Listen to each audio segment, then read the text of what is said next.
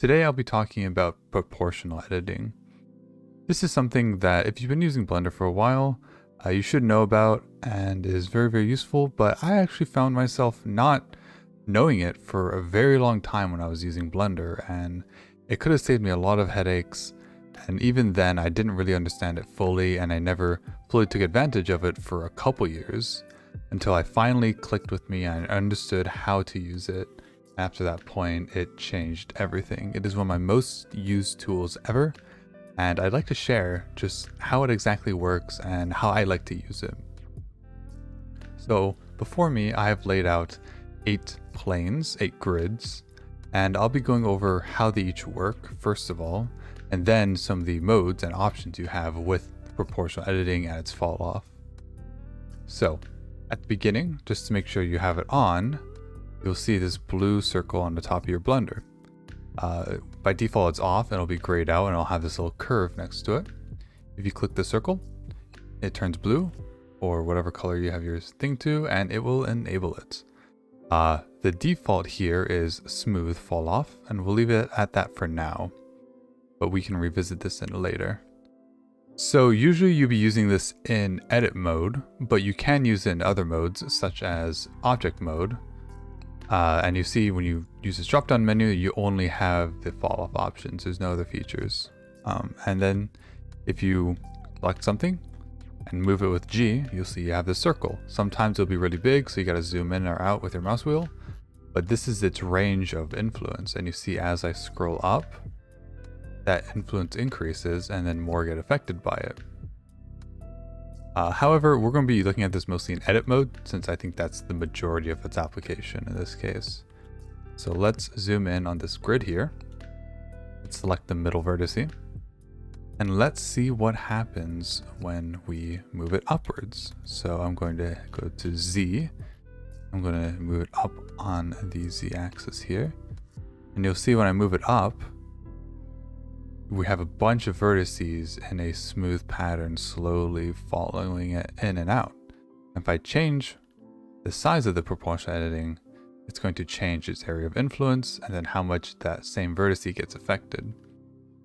If I go to a front view and I move it upwards, you should be able to recognize a similar pattern. If you look at this pattern, you can see it's actually the exact pattern that we have selected up here in our menu, where it says smooth. This is how the proportional editing works. It takes whatever your selection is in a sphere around it, which is this size when you move this circle, and it offsets each vertex around it in regard to how far it is away and then what curve you're using in your proportional editing. If I undo this quick, you'll see that if I go too far out, it'll bring them up more because it's not actually at the edges. But if I adjust it down so the edges are right where the planes are, it'll follow that same curve. So let's take a look at the next one. We'll go through each one just so you can have a visual example of it. You'll see here now we have the next fall off, which is sphere. I don't use sphere very much, but it is still useful in certain applications, so it's always nice to know about it. You can see here when you bring it up, literally it's just a half sphere pretty much. It has I forgot what you'd call that curve on here, but it's pretty self-explanatory. And once you start going through each one of these, I want to switch it next to the next one down, which is roots. Once you start going through these, you'll kind of get a better understanding now of like, okay, now you know what to expect from these. So you can see here, smooth. There's no sharp edges anywhere. It's pretty consistently just, it's almost like you grabbed a smoothing tool and smoothed out. Sphere.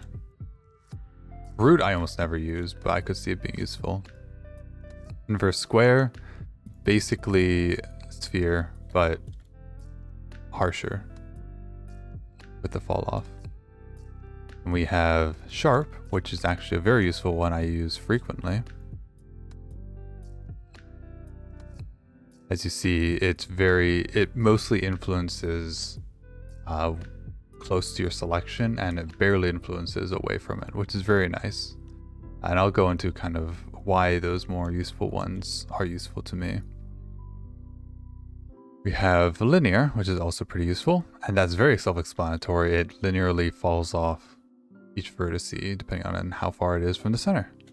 So here are, oh no, we have a couple more. Constant is self-explanatory, and honestly one I've almost never used because you could just select the same amount and move them up or down, but I'm sure it could have its own applications. The fact that it's radial in its own is pretty nice. And then random.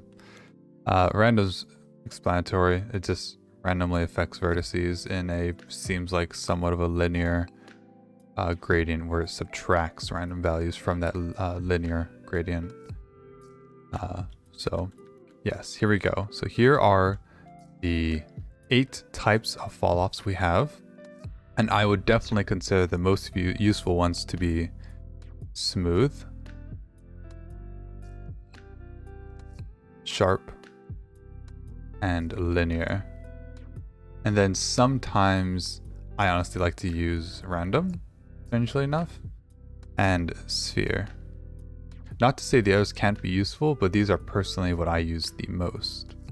Okay, so now that we've gone over the fall-off types and kind of seen how they behave, what are the other features of this? What else can this do, you know?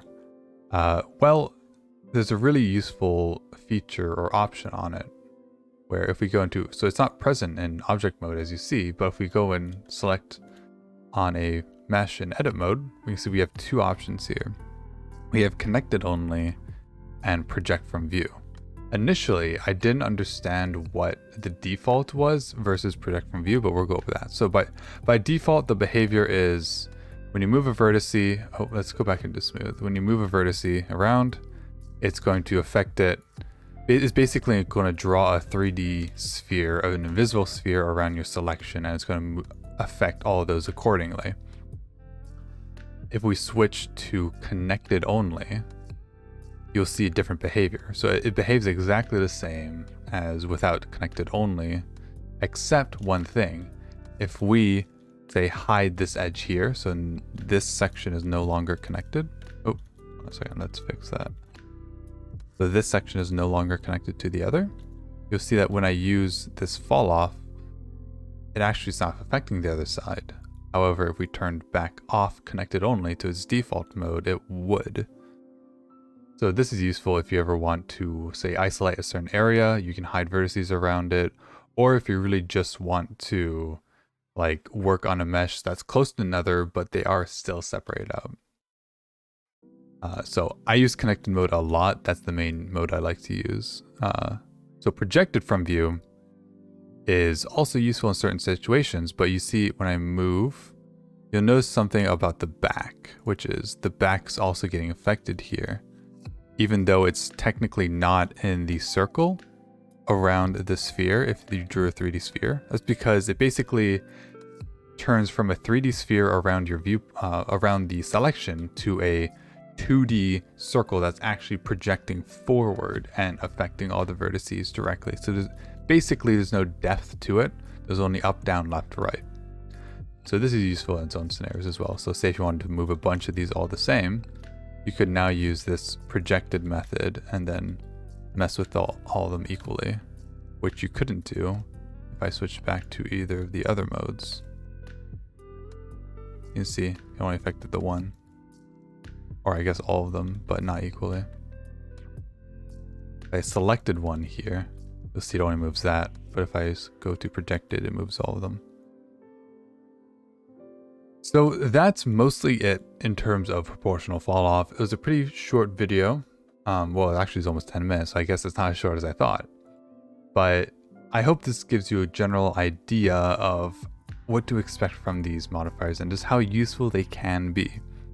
I'll give an example of, say, you grab a cube here, let's pull in the center. Oh, I should probably turn off my proportion editing.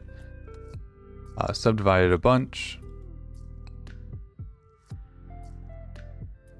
And say you're working on some sort of weird humanoid character. I'm just going to make something just as an example really quick. But you know, you're working on your character. Here's their weird looking arms. Let's turn off projected, so we're not affecting the rest of the mesh. And you know, say the arms are close to them, like right against. Well, if you want to, say, adjust some of the vertices or this or that, and it's hard to work on because if you're using just the default view, you're going to affect these vertices over here. Same thing with projected. But when you're using connected, it's only going to affect the connecting ones. So if I zoom out far enough, it will affect the mesh next to it. But you see, it has to go up and around and then down for it to be affected. So that's a really useful tool for things like that.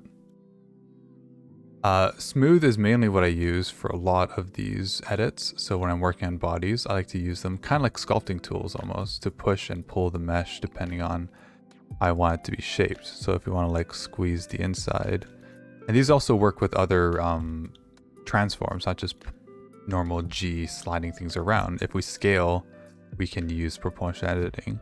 You know, if we scale on an axis, we can use it up and down. If I, you know, say I do an Alt S and I scale inwards, you can see that still works here. We can inflate the entire thing smoothly instead of having to maybe select one by one and kind of smooth out ourselves, or do it all at once and then use a smoothing tool. So it really lets you work organically much faster. Hard surface, it does help too in a lot of circumstances, but I find my most application usually is for organic style models. So yeah, I think that's pretty much it. That's for what I have with proportional editing. If you have any questions or you want to talk about applications or how you use it, for instance, to help others, that would be much appreciated. Put that in the comments. If you were wanting to learn how to model 3D characters, especially robots and anime, join my Discord server because that's mainly what I do all the time when I'm not working. So come in and hang out and, you know, either learn or help others learn, and yeah, be great. So I hope you enjoyed the video and keep an eye out for more, and also leave suggestions if you have something you want me to cover, because there's a lot of stuff to cover, that's for sure. So have a good day. Talk to you later.